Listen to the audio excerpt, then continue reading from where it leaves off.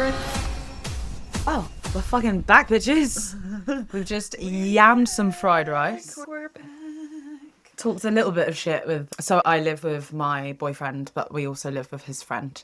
So we just all stood around and chatting shite. Yeah, we ate standing up, which I feel which is is kind not of a good thing to carnage. do, but... and it's 10 p.m. So Yeah, and it is. People standing up at 10 p.m, which is so not what you're meant to do, I feel, but it was all right. This podcast live. The bit that Tanisha did was good, and then I added some avocado. And Yeah, it was grim. so- Fried rice and avocado, you've heard it here first. Doesn't work. It's not a vibe. In my head, I was like, I don't know, I just felt like it was going to go, and as soon as I just plopped it on the top, I was like, yeah, that's not working out really, is it? Yeah, we're back. We're back for part 2. If you haven't listened to Levi Bellfield, Then you're in the wrong place. you're going to be very confused. So I would just go back and start that shit again. Get into our usual spiel, Yeah, which usual is... spiels. I guess I'll do it again this time because this is you. It's an Amy episode. So It's me. welcome to Kill the Mood podcast. We're here to talk to you about everything spooky dooky. There'll be lots of true crime, but also general mysteries. Some will be solved, some will leave you hanging. We are just two girls putting the world to rights, but not really. We just like yapping. I'd also like to add that we are not professionals, just two ladies who apparently like the sound of their own voices enough to record them and believe that you will too. We mean no offence in anything we say. We, like a huge percentage of the world, find all of this unfathomable. And this is just us in our own little way trying to make sense of the senseless. So without further ado, this week's subject is... Levi Bellfield part 2. Wonderful! Yeah, we left off before in part 1. He'd been arrested. He was in custody. They'd managed to lock down and convict him of assault on basically every Every woman he's had. ever encountered Yeah. romantically. Yep. And that means that he can't make bail. That means he's in prison. He can't hurt anyone else for the time being. And DCI Colin Sutton, who's leading, obviously, that's what DCI means. I don't know why. All I could do is think of in Pride and Prejudice when she's like, Mr. Collins. Like every time you say Colin Sutton. Mr. Colin Sutton. Mr. Collins. Honestly, that's what I think of him. She's, I'm 27. I have no prospects and I'm a burden to my parents already. And I'm frightened, Lizzie. You're literally doing the face and everything like that. It's absolutely spot on. I feel like some people that listen to this are going to be like, that's where it's at. Yeah. If you don't like true crime, Yeah. I feel like you might like Pride and Prejudice, so here's a little bit for you. You might like the greatest love story ever told. Yeah, ASMR. Mr. Collins. Yeah, here we are. Sorry about that. But yeah, Detective Chief Inspector Colin Sutton is on the case. We're setting the scene. It's 2004 at some point. I can't remember where we are. Yeah. But yeah, this is it. This is what we've got. We need to find this guy and we need to find out everything that we can about him. We need to pin him to the murders. We need to get him gone. So yeah, here we go. They currently had links to Amelie and Kate, and they were sure that they had links to Millie, even if this case was out of their hands. So they tried to see if he was linked anywhere else because they'd hit a wall with these. Yeah. So there's actually 2 other cases that had sparked attention here. So we'll start with Marsha McDonald's. Marsha was a 19-year-old blonde student. So here we go again. Here we go with again. the blonde thing. And she was murdered in February 2003. So this was just after everything that had happened with Sonia, who was the nanny of the man that came forward and said that his nanny had been attacked. And it was actually less than 6 months after Millie's disappearance. So on Tuesday, the 4th of February, Marsha had been at the cinema with some friends and she left to get the bus home. She got off the bus at around midnight and she started walking, I think it was a 10-minute walk home from the bus stop. Unfortunately, she didn't make it before she was hit on the head from behind. Such a fucking cowardly crime. Isn't it? I always thought this about the Yorkshire Ripper. I think you're a big fucking strong man, and what you're doing, you're running out at night and you're hitting women over the head before they even have a chance to see you or react. Get fucked. Honestly, it's horrible. Also, I hate the thought of being chased. When like you're going up the stairs and then someone Oh comes, my God. Literally lose my head if somebody tries to chase me up the stairs. I'll start kicking. Yeah, I will scream and I will run and I will literally Yeah. twizzle around and just boot you straight in the face. I can't. I hate the thought of like people chasing me, especially near my ankles. Yeah, you yeah, know, yeah. on the stairs. It's too vulnerable. I don't yeah, like I just it. feel so. I don't like it. Don't come at people from behind. Like it's just horrible. And the last thing she hears is someone just running up. But Yeah, it's yeah. horrible. You don't and your know fucking who it is. You don't know squeaky what's little happening. voice and your tiny dick. Honestly, that's probably why he doesn't want them to see his face because Yeah. he's fucking. Anyway. Worried they'll laugh at him. Yeah, and then they don't want to hear his voice because they're worried that they'll laugh at him. Everything. Yeah. Like piece God of shit. forbid a woman laughs at you. Yeah, literally. Yeah, so he hits her on the head from behind. Her neighbour heard the thump. Oh my God. Yep. This is how close she is to her house again. And then hears a car door. So obviously it's him like rushing off into the car. Then he hears like a long moan. Oh. Yeah, and him and his wife, he like gets his wife and he's something's going on. And they went outside to check what was going on. And that's when he found Marsha in a pool of blood. Yeah. And yeah, she was so close to her home that her neighbours literally heard her. That is terrifying to me because like the slight feel of relief. I mean, especially if you've ever been like followed home or been uncomfortable and then you've just made it back to your house and then you're literally like, oh, I feel so relieved. Yeah. Like even if you see the door, you're like, I'm there basically. It's Yeah. fine. I always automatically feel safer when I'm round the corner from my house. And then I think, nah. Yeah, I remember one time when I was out like a little bit too late in Italy and I was like, this is actually really, I don't like this anymore. Yeah, one dicey. bit. And I'd managed to get on like the last bus or something, maybe back. And I was like in a completely dark area and there was someone on the other side of the road to me. Like they weren't doing anything, we were just walking. But I'd worked myself up in my head so much. I was like, I'm so far away from home and no one knows that I'm out and no one can speak English and all of this stuff. It was horrible.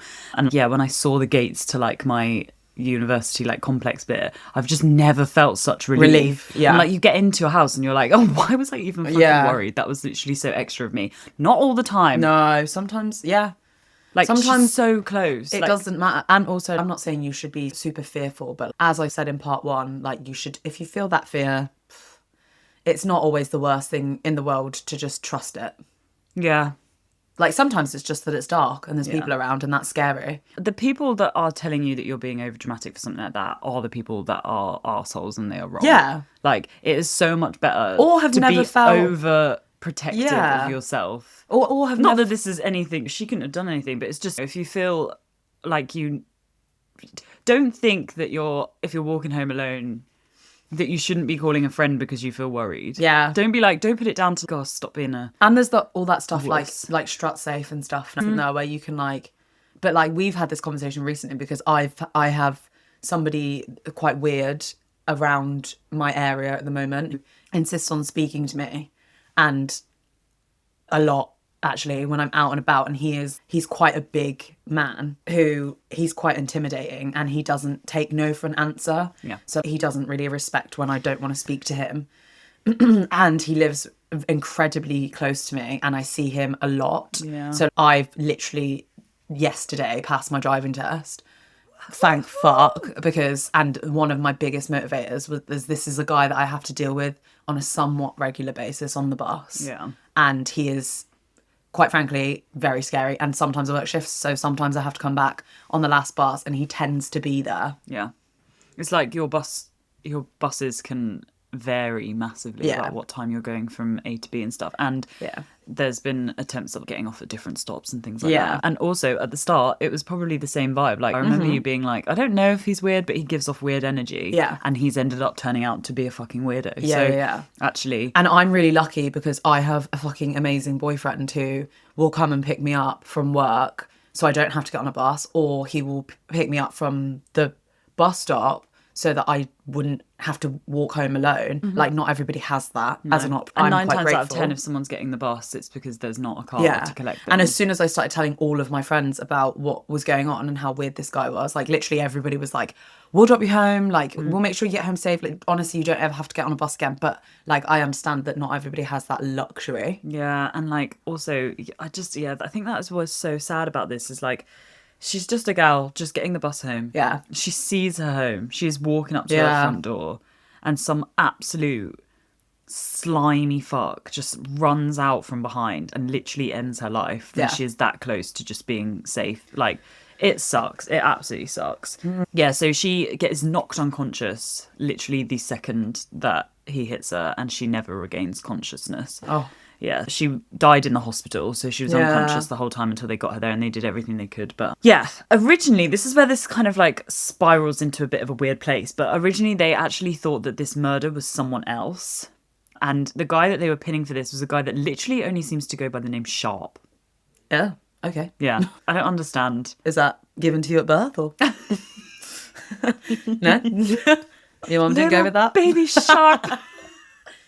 Welcoming Sharp into the world. Yeah, I do not know. It just goes by Sharp. I don't know if that's like a last name or just a name that was given. I don't know. Maybe it was like an identity thing. I don't really know. But when Sutton comes on the case, he starts to think that all of these are linked to Levi Bellfield. I say he starts to think, but I feel like there are things that he is aware of. Like in his book, he talks about some links. I can't remember. I didn't write it all down. Otherwise we'd be here till next year. I was going to say. It's fine. But basically, there's links that isn't just him like going off on a whim, but also I trust him going off on a whim so much because everything he feels has like this done guy's has got great, natural instincts. Yeah, like a great gut feeling. Yeah, he thought of all of these things and he thinks that it's somehow linked to Levi Bellfield. But some people, like in the police, aren't really happy about this because it couldn't have been if the other. So, for example, if the other killers weren't.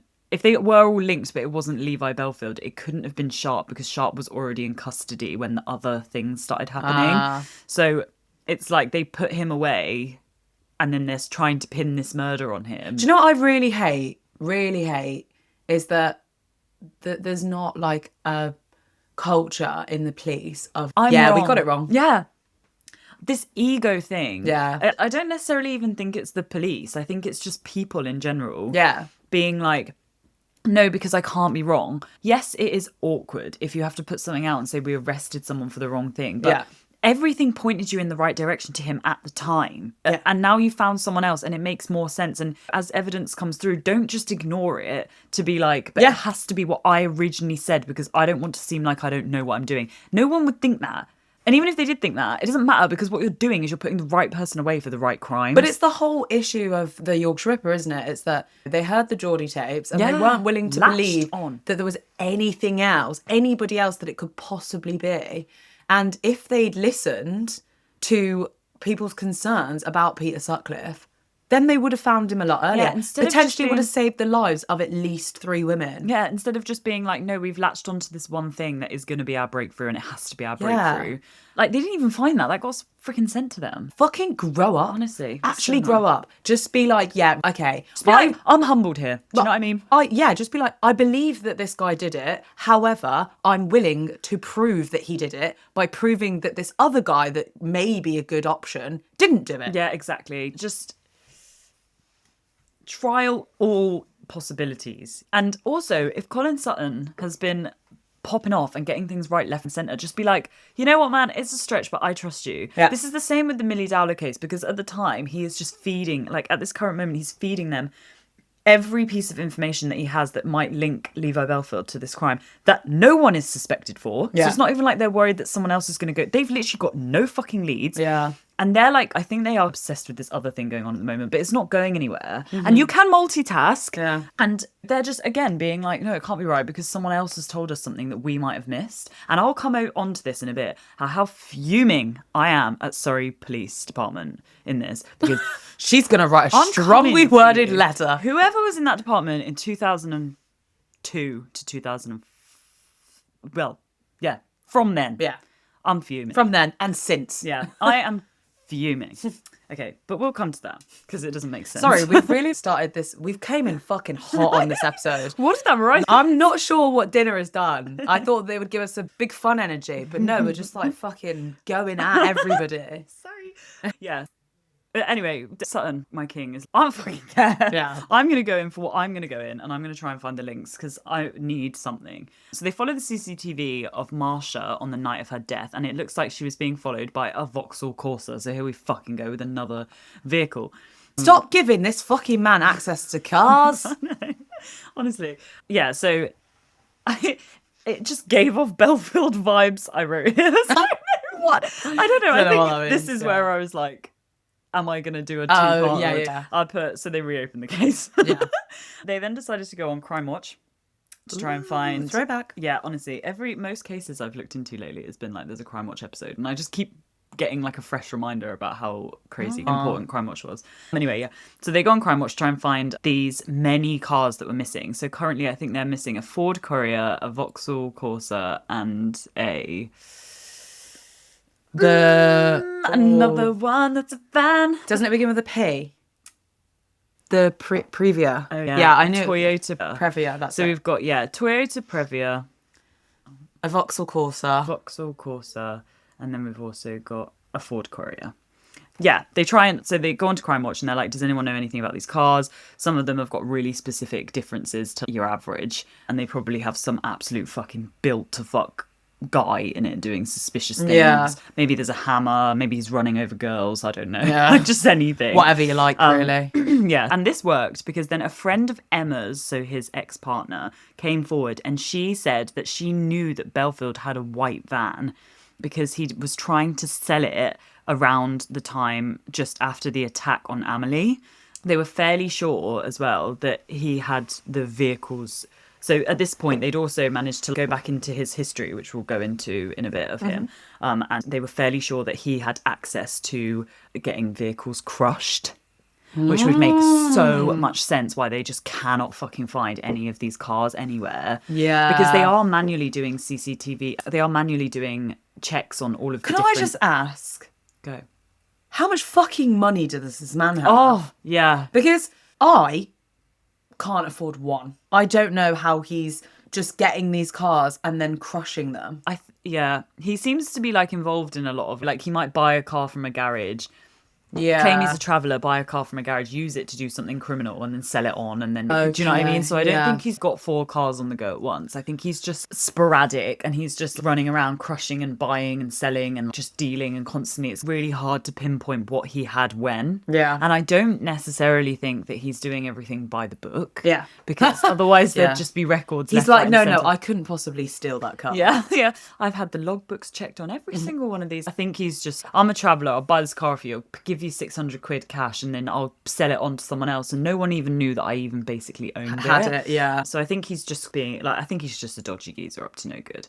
But yeah, they had a partial plate at this point on the Vauxhall Corsa, so they used this to narrow it down to about 600 cars, which is the best they've done so far. But even if they could find and prove that Levi Bellfield owned that car at the time of the attack, they also had to prove that it was him in that specific car on that night. yeah.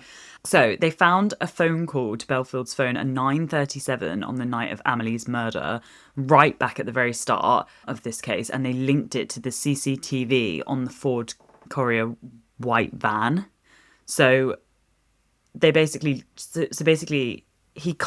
when he's on the phone, he cuts the call and turns off the phone, like, basically as soon as it comes in. But baby girl, she was too fucking late, because then it's logged. Okay. The police had literally seen it. So at 9:37, they're like, I know that he was in this specific place when his phone was. And it got literally immediately hung up and immediately turned off. So that gives us sus energy. Yeah. So then they check the CCTV, and the white van is in that exact specific area at that specific time, which means his phone and his van are there. Okay. Which means he most That likely means most is likely there. it's him there. Yeah. The location of this call pinged to Twickenham Green, which is exactly where the Ford Courier was located at that time and exactly where Amelie was murdered. Yes. And then the police say to Emma, do you remember this day? And she was like, oh my fucking God, yes, I actually do. So she'd literally just had her 3rd child and she hadn't left the house yet at all. And Bellfield was meant to pick her up at around 7:30 and take her shopping for like nappies, etc. But he didn't show, so she got a taxi and went by herself with the kids. I know, it's so sad. He then called her and asked where she was. Fuck off. He'd gone home and he'd been like, Oh, she's not here. where the hell do you think you are? I Yeah. said that I was coming at 7:30. It might be 8 p.m, but I said that I was coming to pick you up. Like, honestly, he's such a twat. So, yeah, he you calls her, asks where he bold was. prick. Yeah. But he comes to meet her. He takes 2 of the kids off her while she shops. And I can literally imagine him being like, look at me, the hero. You keep a hold of the newborn and you do your shopping, and you had to pay for a taxi to get here. But don't worry, I'll hold the kids. And I bet he was a dick about how long she took as well. I could just tell. Yeah, so then he dropped all of them home. He apparently took a call in the car and drove off again. And she said all of this was in the Ford courier white van. Then she realised when she was home that she'd forgotten milk. So she called him and he cut off the call. And this was at around 9:30. So she's proved that he's in that van. Yeah. He had an alibi for just before She was the one who murder, was calling. But at 9:30, he was nowhere to be seen. And she called him and he hung up.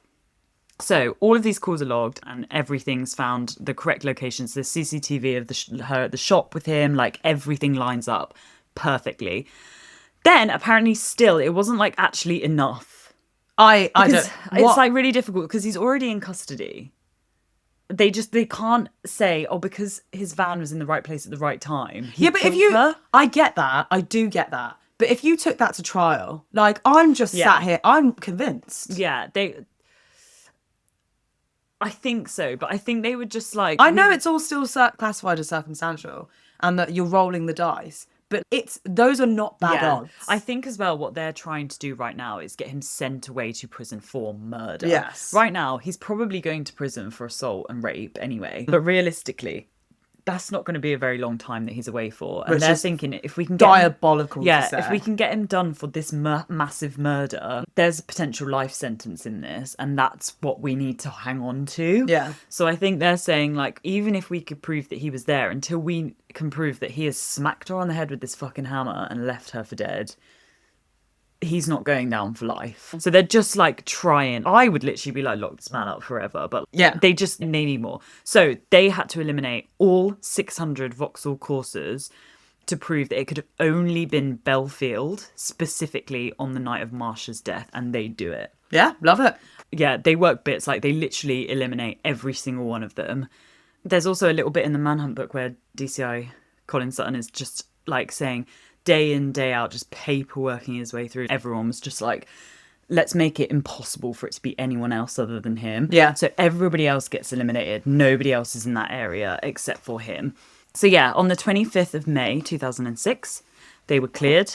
They got the green light to take him to trial. Just before we go into his trial, let's dig into this slimy boy real quick, because I feel like we have to talk about him.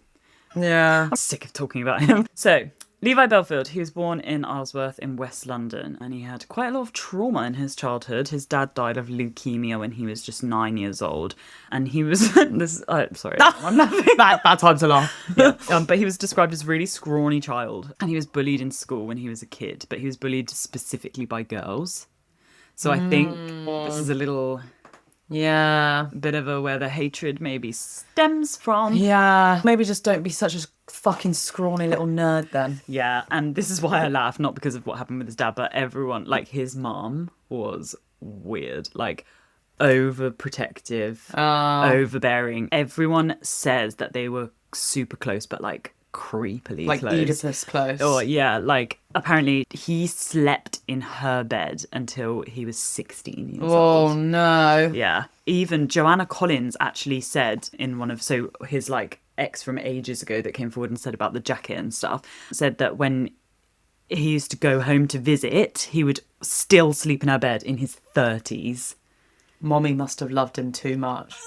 Yeah. Oh, that's It's horrific. so horrible. All the girlies bullying him, yeah, I think it just made him like hate women, and like it was like only his mum. Do you know what I mean? Like loved his mum. His mum was life. Mum's love, mum's life. Oh my god. Yeah, it was really freaking weird. It makes me so uncomfortable. Yeah, I literally, when I was listening to the documentary, had it like on in the background and stuff, and I was like, I can't even.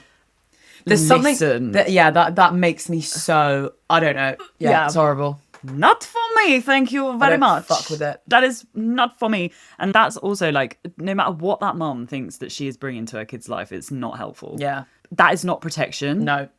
That is You can protect grooming. him from different beds. Yeah. It's so weird. Sorry for gagging. Yeah, love you all. Sorry about that. Yeah, so all the girlies bullying him made him hate women and change his appearance, which is when he starts gymming loads and takes loads of steroids and stuff. And he changes from like this scrawny boy to like massive. Yeah. Which obviously is like not really a very good thing to do when you're growing up, is take loads of steroids and like completely change your physique and stuff. Yeah, then he goes from being bullied by women to becoming a bouncer. And he treats these women like that are coming into the clubs and stuff like absolute shit. He also sells them to like dodgy geezers in the club for money and drugs and stuff. Yeah, he used to drug and rape these women and take them to his people carrier with blacked out windows. It's another white van-esque type How situation. are you getting away with that as bouncer?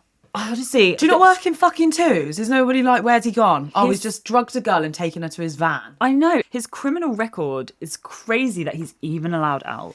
I just think if you are somebody who offends repeatedly, and you offend repeatedly in terms of sexual assault, that I don't know whether it's America, but there's like a sort of 3 strikes rule, isn't there? Where it's, if you do certain amount of you do things 3 times, basically the charge goes up crazy amount because you're a repeat offender. You're never going to be rehabilitated. I know prison's supposed to be about rehabilitation, but it's not fucking really, is it? It's just not. Yeah, like, not for someone that's criminal record is thick. And I'm not really sure. He's not going to prison. You're not giving him fucking counselling to stop being such a twat. Yeah, every single time he comes out, he does something else bad. Yeah. And I don't even, like, obviously it makes me so mad that he's drugging and raping women and nothing comes of it. But he ran over a girl, and because she survived, they didn't look into it. And are you watching him? If he's been to prison, are you fucking watching him? I know, it's so bad. What do you mean he was just hanging out with sex offenders and you were like, yeah, no problem, he's fine? It's absolutely ridiculous.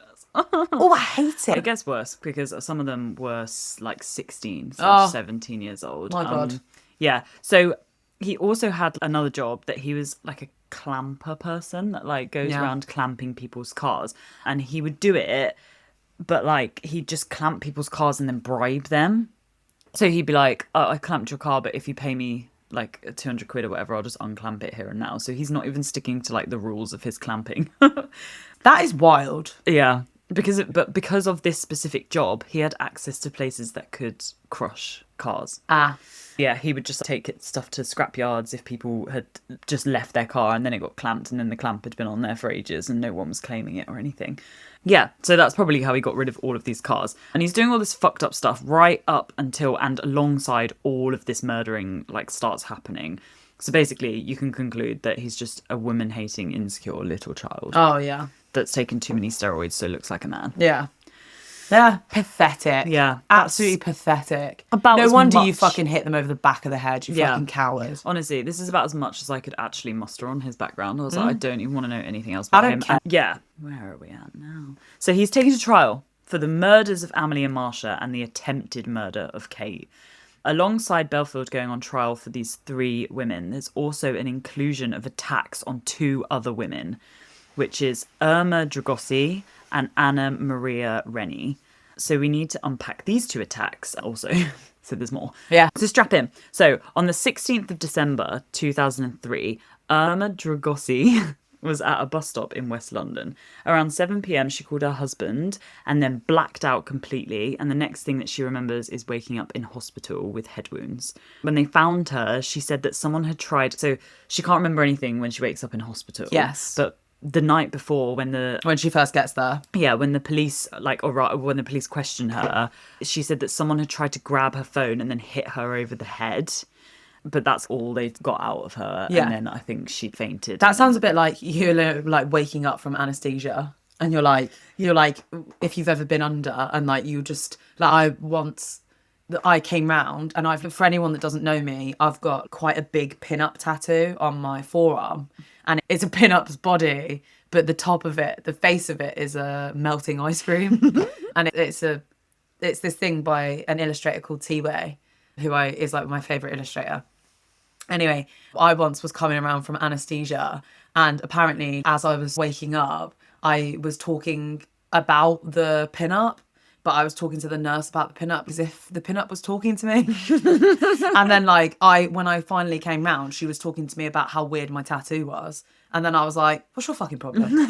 What do you mean? What are you talking about my tattoo? And she was like, we were just talking about it. And I was like, no, we weren't. Yeah. I've just Don't woke up. Come out my tattoos. I've just fucking woke up. Don't come at me. Yeah. Thank you very much. Yeah. It's really... Yeah. If you've just been hit over the head as well and you're probably concussed, like you don't know what's happening and then you just completely black out and then, you're saying all sorts of stuff. But she managed to say, that someone had grabbed her phone and it was like she hadn't just fallen over or whatever and someone had hit her. So... This, and then the other one about Anna. So it's in October in 2001. So this is like before everything. So this is like way back. And it's around 11:30 p.m. And Anna sat at a bus stop when a man winds down his windows and offers her a lift home. She says no. Good job. But the person gets out the car and literally tries to force her into the car. But luckily, she manages to break free and escape. The car matches Bellfield's car at the time, and the description of him matches too. So these are both linked to Bellfield. So it's all to do with like cars. Do you know what terrifies me as well? Is like, how do they decide to start doing it? Yeah. What day is it? Oh, I just don't. Because there is so much more that this man has done than what is in here. Like, even when I was saying like, about the theft and like the rape and things like that, there's stuff that he hasn't even been convicted of, because otherwise he's already, spoilers, he's already in for life. Yeah. So there's no point, I say, which might not be the right word, because people deserve justice. Once he's already in prison, that's what the justice is. So there is countless amounts of things that we know about that he's not convicted for. Think about the things that we don't know about. Also, you have to prove it, and as was established in this entire story, proving it is a lot harder than you think. A lot of time and a lot of money that once he's in prison for life, he's gone. Like, everything, there's justice and it should be served. But I just think that there is hundreds more things that are linked to him, especially if he's involved with like sex offenders and rings of all sorts. There is a countless amount of things that he is linked to, basically. He is a really horrible piece of shit. Yeah, so the thing about Irma's case specifically is that on the night that they found her, she said that there was 2 people in the car, which lead the police to this other little weirdo called Sunil Garu. And this is another situation like with the Yorkshire Ripper case, when his mate is with him. Do you remember when he was talking about going out, he got out of the car? Yeah. He had the sock of rocks and he like hit someone over the head and got back in the car. Because they question this man, so they find like the CCTV and they find that he was his friend. I don't really know how to find it, sorry, my bad. So they question him and he's we were just driving about, and then he like got out the car and hit this woman and then got back in the car and drove off laughing, lol. And they're like, we found you, where were you? Are you having a fucking Scooby-Doo? I would be like, Queen, oh my god, I completely forgot, I actually have to do something tonight, so could you just drop me off at home really quick? Ring the fucking police. Yeah. He's, I don't know why I didn't, like, blah, blah, blah. I don't know why I didn't do anything. I'll tell you why. Because allegedly, Bellfield and a few others have since been linked to a paedophile ring where they're just, like, raping people, like a whole sex ring thing. That is alleged, but I would not be surprised. Yeah. Because he's popping around to people. I don't know how you get to a point where you're super fucking comfortable with your friend jumping out of a car and beating someone in the head. And then you're like, I'm not going to mention that. Yeah, that would track as to why, because if he's heavily involved in that, that's probably why when that happened, he was like, I ain't getting involved, because he's got a lot of dirt on me. Wow. Wowee. Yeah, fucking stupid men, I hate them. So yeah, he was like another bit of added confirmation, because he was like, I was in the car, so I'm just going to tell you that he got out and he hit her on the head and then ran back in and was laughing. Yeah, they've got like more confirmation that this was Bellfield, so they're feeling like pretty confident at this point. So, the trial begins. The trial is on the 2nd of October 2007, and it literally took till February 2008 to end. Jeez.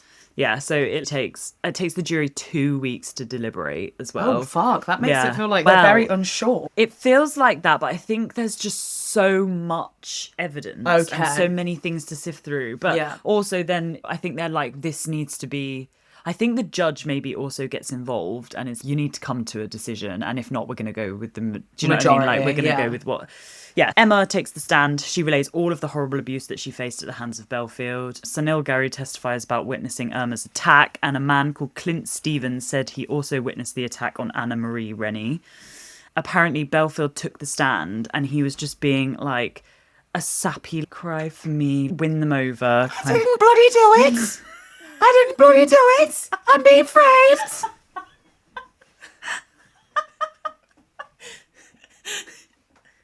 That got me so He's trying to get me!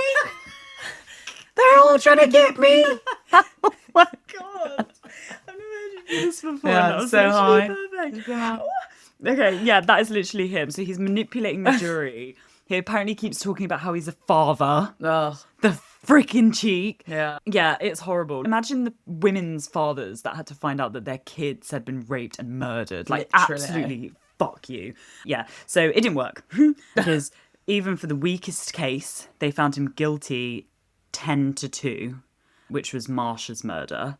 They also found him guilty 11-1 for the attempted murder of Kate. And then for Amelie's, they reached a unanimous verdict of guilty. Who? I know. Who are these fucking three people? I know. I hope you feel terrible. But I'm just like, yeah, they're finding him guilty. Yeah, so within a day, he had been served a life sentence, which means the jury stopped deliberating on Irma and Anna. Okay, and Sonia, they just weren't even, they were just like, you know, all of these other people that it most definitely was him. They were like, look, we've got a life sentence. And when we say life, we're saying life without parole. Yeah. So man's going down. Yeah, great. They're like, we don't really need... Good. I fucking hope he is, because right now, I'm not going to lie, I've said some really awful things about this man. And I've done a very brutal impression there. And I said he looked like a sausage stuffed into a man-suit. It would be great for me if he doesn't ever get out. Yep. So yeah, he's locked up, he goes off to prison, but...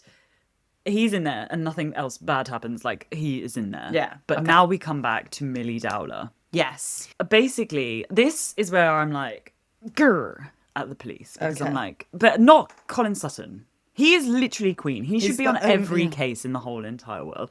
And to be fair, all the people he worked with. Like the department in Surrey is what I'm fuming at. Yeah, he's gone. The conversation, it's not long before the conversation of Millie starts coming back to a head. So back in the meantime of the trial being like about to start, DCI Colin Sutton is being like, who else? We need to take him down. Yes. Like, we need literally everything. So that's when he's like finding out about the other girls and stuff and like trying to get justice for these people. And sorry, Levi Bellfield, but obviously he's protesting his innocence. So he's never talked. No, I don't think so. I think I don't think he ever admits to any of Okay, it, to be cool. honest. I think he's just like, I don't understand where you've got this from. And it is him. It's so obviously him. Yeah. But I think he's like still quite confident that no one's really proved that it's him. I even think sometimes, a lot of the time, people like that just think that they're too smart to be caught. Like, especially abusers. There's so much power in their belief about themselves. Yeah. And they think that they're so much smarter than other people. Yeah. And yeah, I'm sure there's a part of him that still thinks, I'll get out. Yeah. And I feel like he's just, I don't know, maybe he's reluctant. Yeah, like you say, maybe he just has that part of him that's like, if I just never tell anyone anything. Yeah. Also, I think we've talked about this before as well, but that's part of the power of doing that to people, isn't it? And also, it depends. Withholding. It depends why you're doing these things as well. Like Joanna Dennehy, she wanted clout. Oh, she yeah. wanted people to know. She wanted to be scary. Levi Bellfield just was horrible, and Joanna Dennehy was seriously had some her own problems, but he was abusive to women, and he took it too far every time, and then ended up murdering people. So he's not doing it for the attention of the media. He hates women. He went through his entire life as well, getting away with abusing and raping women. Yeah. And it's just a matter of time before it ended up with someone dying, really. Yeah. And he just thinks that if he just doesn't tell anyone, then no one will ever really know, but we all just know. Yeah. And I guess once he starts talking, they find out more of what he hasn't been found out for yet. I don't know. He's in there for life. The least he could do is just admit to all of these things. Yeah, but that would be even been a hint of a human being, wouldn't it? Yeah. I think that's probably all he has left to hold over people as well. So yeah, DCI Sutton is who else? Come on. So he goes back to the department in charge of Millie Dowler's case, so Surrey PD, and he's, what are you guys up to? I have some info that might want to help you along. And he gives them all of this info about Bellfield using the flat in the area. He also gives them a full description of this car that they can't locate as well. So he's been like feeding them information the whole time, but he's going in again and being like, here's even more information. I've got an exact description of the car. I've got a statement here that she says she didn't see it after this date. Come on. Yeah, it's just a red car. I literally wrote here, I can't be asked to do another car because there's so many cars. Yeah. So yeah, the Surrey police checked CCTV from the area of the day that Millie went missing, and they literally find a red car snooping around, the exact same car, right? About 20 minutes after she'd gone missing. But apparently they needed to see the car twice. I don't know what that meant. What does that mean? I don't know what it meant. I think it means because that case was so massive and they're saying, oh, he stole a red car and a red car just happens to be driving near where he was staying anyway. It needs to be like around the time that she's gone missing that they've seen. Who's that fucking car. setting these rules? I don't know. What do you mean? I read it. I think it was when it was in the book and I was like, he? Who? Who said that? What is this? What do you Who mean? needs to see the car twice? Yeah. The random guy that is maybe not believing Sutton, or is that like an actual law? I don't know. If anyone knows, tell me, because I don't understand. I don't need to see it twice. And I see it once. yeah, and I'm convinced. The footage, like, it is so fucked as well, because like with Millie Dowler's case also, I read like a completely different article that there was this thing where they thought that she was alive for a little bit after she'd been kidnapped, because they hired like a PI, and the mum was trying to ring and the voicemail thing was full, and something to do with the PI listening to the voicemails, and then it meant that the voicemails weren't full. So when her mum tried to call her and leave another voicemail, She thought she'd listened to the voicemail. She thought she must have listened to them. Yeah, so that was just like a total random spanner in the works, because they had hope, and then they started looking elsewhere, and there was hope that she was alive and stuff. Whereas actually, I think she'd just been kidnapped and killed on the same day. But because of this another sidetrack thing, they weren't focusing. They were focusing on where she'd gone now, as opposed to where she went then. So that was a bit of a random fuckery that the PI getting involved and stuff like ruined it. And all the footage like from around the area, like they just couldn't find this car twice. Okay. I don't understand what was going on, because they'd rechecked. This is so long after as well. Is there not a part of you that says, isn't it weird that we saw this car really close to where she went missing? Should we just check? And she went missing, and then we can't find the car anywhere in the area. Yeah, you should on another camera. You should be checking every car that went past, every single car for that whole entire period of time. I do not know what they were doing, but it was not their job. Okay, so the footage is like all fucked up and messed up because it's been so long, and they can't find this car twice, but they have seen the car snooping around 20 minutes after she'd gone missing. So they were like, maybe there's a link. And Sutton's trying to sort all of this shit, and people just get in the way, basically. But Surrey are being like, no, you're wrong, so just leave it. And he's, okay, I guess I'll go back to my own trial. So he goes back to it. Also, like, these guys do have enough on their hands at the moment with all of these other things that they are, like, so sure that Levi Bellfield has done. So they are focusing on that trial and what's going on. But they should have listened to him. Oh, shock. Fucking get this. So there's another person in this whole saga called Rachel Cowles, right? So back when this occurred, so when Millie Dowler went missing, she was 11 years old, and she was walking home from school one day. A red car stopped and asked her how to get to where they lived. He said he was a new neighbour of hers, and he'd seen her around, and he was lost. So then he asks if she would get into the car and help him find like where they live, and he would drop her home. But Rachel says no. Good Rachel. Apparently a police car just happens to be driving past at the same time, and this clearly freaks him out, and he just like quickly leaves. Rachel, no, that would have been you. Oh, that's honestly so scary. The ominous vibes. So Rachel goes home, she tells her parents straight away. Also, she notes that there was baby seats in the back. One was pink and one was blue. Yeah. She's 11. She's 11 and she's like, this is suspicious. The thing that clicks in your brain that makes you start paying attention. Yeah. She goes home, she's like, Mum, there was a red car. There was a man. He said he lives here, but I've not seen him before. He was being creepy. A police car made him drive off, and there was 2 baby seats in the back, and one was pink and one was blue. Thank fucking goodness for that police car. Honestly. He is not the kind of person that would take no for an answer, so he would have just fucking dragged her into the car. Yeah, like the fact that when the panic starts to happen. Yeah. And I just like sometimes, even if I have to deal with a customer complaint, I will just black out. Yeah. And be like, what did I just say to that person? What happened? Yeah. She's being like, no, I noticed everything. So they call the police and they report this, and the police jot it down. Oh, of course they do. I'll just make a little note of that. The next day, on the same road, Millie Dowler is fucking abducted. Yep. And the police do nothing to compare these incidents, even though it's the same road and the car had been reported by Cotton and literally told to check it out. Which is why when he's like, where's the CCTV? Check the car, blah, blah, blah. They're like, we fucked up here. Because way back when, he's telling us this years and years on. And actually, we should have already been- had a report from we should the have day been, before. Yeah, we should have been looking for that car from the get-go. And now years later, he's coming past and saying to me, oh, there's a red car. Do you know anything about it? And they're like, shit, I know exactly something about it because a kid was abducted from the same place the day, like was attempted to be abducted the day before in that car. But shut up, little man, telling me what I do and don't know. Oh my God.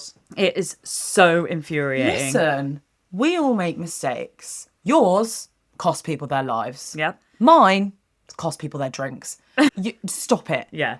Just fucking own up Yeah. when you've done something wrong. Like, that is ridiculous.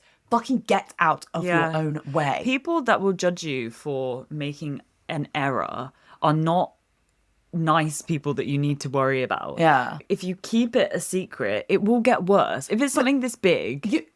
This is fundamentally the issue. Like, when you as a police officer get something wrong, you not only could cost someone their lives in terms of another victim, Yeah. you also cost somebody their lives in terms of you could put the wrong person away Yeah. because you refuse to fucking put your ego aside and just be like, I was fucking wrong. Yeah, it makes me so sad. This whole case for Millie Dowler could have been solved so much quicker because they don't make this link. And then it was only in 2011 that they start up a case for Bellfield as they literally finally discover this link. She went missing in 2002 and they show Rachel like a picture of Levi Bellfield and she literally identifies him as Yeah. the man in that car. Of course she does. Yeah. Of course she Emma then confirmed that those car seats were hers in the car at that time. So it's literally him. Also, so she went missing in 2002. This was discovered and he starts a new trial for this in 2011 after his arrest in 2008. So that's literally 9 years. Yeah. It is wild. Yeah, there's some shite policing here, and I'm sorry because the police did so well in the Bellfield case and they literally put everything into pinning him down when they didn't even have like concrete evidence. They found everything that they could that pinned him to the scene. And when they had enough circumstantial, they still weren't happy because what they wanted was to make sure, without a shadow of a doubt, that they proved never got out. that he never got out of prison. That is doing everything you can. And do you know what would have put him in for life straight away? If Surrey police literally did what they were supposed to do, they could have pinned it. Millie Dowler's family would have known so much quicker. It sucks. It literally sucks. They maybe would have got the car. Yeah. So they maybe would have had some actual evidence to have put him away far sooner. And It would have stopped Amelie getting murdered. yeah, I was going to say, and it would have saved a life. Yeah. It is so wild. It would have stopped attacks. It would have stopped, honestly. It makes me so angry. And DCI Sutton must have just been like, Yeah, fuming. what an absolute rip. Because I have done everything I can to put this man away. Yeah. And I find out you could have done it And you've done everything right. 5 years earlier. You have literally made sure that you have covered all your bases. Yeah. So sad. Yeah, so the case starts back up in 2011 and it's focusing on Rachel's info, but it's pinning the Millie Dowler case on Bellfield, finally. And not going to lie, I didn't go too much into the case of this, but it sounds like the defence were literally horrid to the parents of Millie in the trial. Just going in on them for their parenting and stuff. Like, they're literally trying anything they can to make sure it's not him. And they're just saying, I think at one point they're like, she like wrote this note that was like, sorry for being a disappointment or something, but she was 13. Like, wrote notes I like once that. wrote a will because I had a cold and I was when I was like in year 9. Yeah, and you're literally just there's so Like, you're many... so fucking dramatic. It's unreal. Also, I just realised what you said. Yeah. I just didn't like it. Yeah, and in the What will, did you leave? I literally, I think I fancied a boy called Reese, and I literally was like, just tell him I love him. Here's my pencil case and I all was of like, my Polly literally Pockets. the most pathetic thing you've ever seen in your life. Yeah, honestly though, I was like Yeah. such a dramatic child, and if I fell out with my parents, I'd be like, I'm leaving, and I think they say to her mum that because her remains were found 6 months after she'd gone missing, so they basically couldn't work out what her cause of death was because Yes, that she was there was barely any evidence left and stuff. They say to Millie's mum, you gave her a shit life, and she went off into the woods to take her own life. Yeah, and all the while she was fucking kidnapped by this man, and that is his defense team just being like, it must be because you're bad parents. I know that.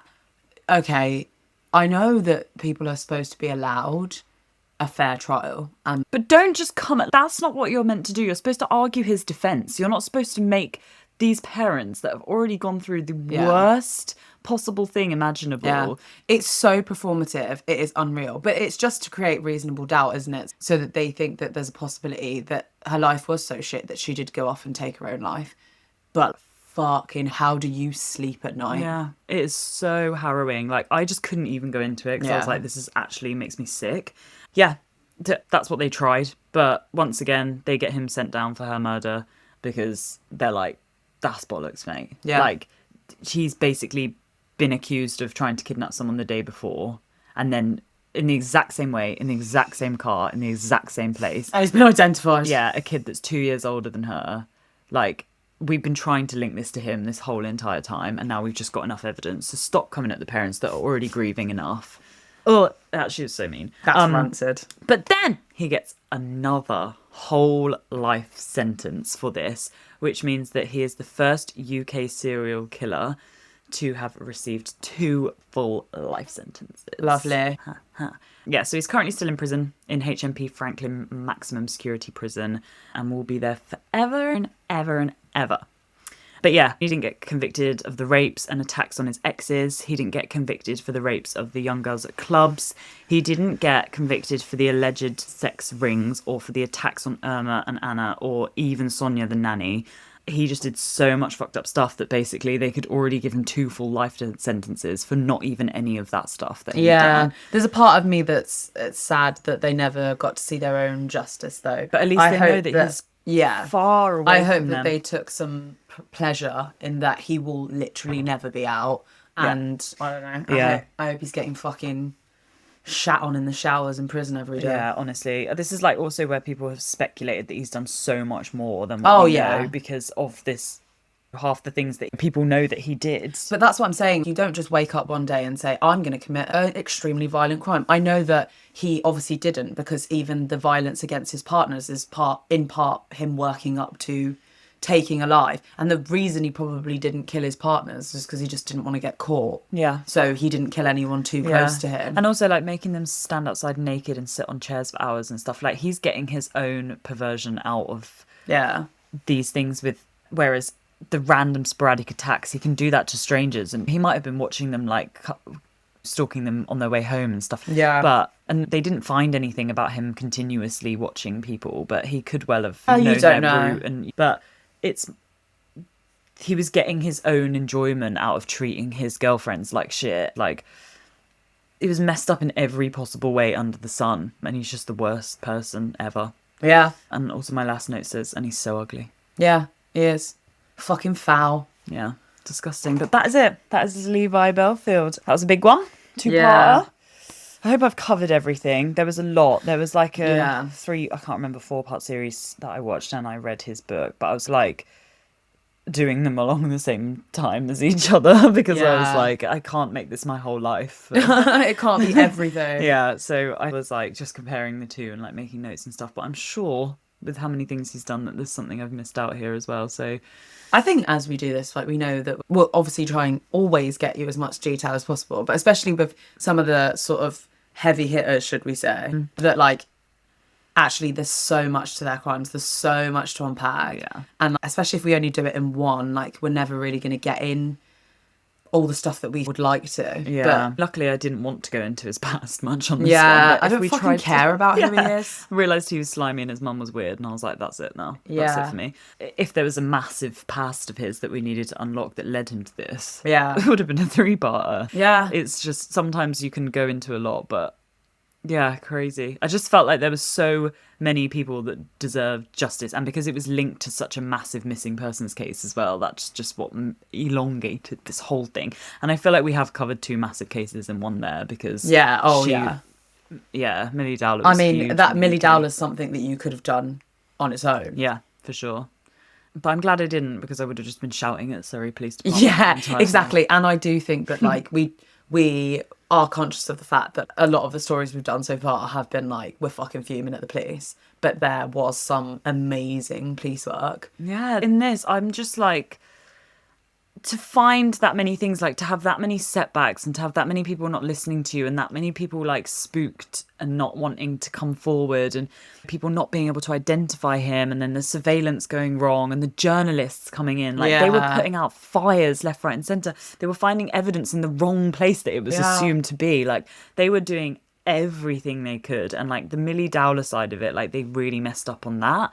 But from this specific case of putting Levi Bellfield in prison, like they did an immaculate job, and they fucking got the result, like 2 Yeah. life sentences. my worst nightmare would be sat on like the A30 just jotting down every single Oh yeah, Toyota white van that comes past me. What a jarring life, like in winter, but they did it because they were like, this is all we have, this is the only lead that we have, we have to find him that way.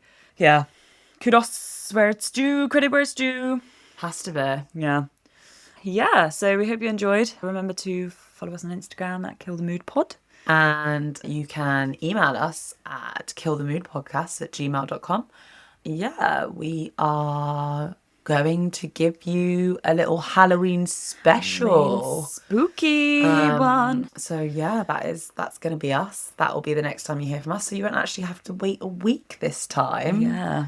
Happy Halloween. This will be out on the Wednesday as usual, and the Halloween one will be out on Halloween on the Friday. Yeah, on the Friday. We're going to, try and go for quite a well-known spooky one for this Halloween, just because obviously we're new and it needs to be something that people are we're gonna drawn towards.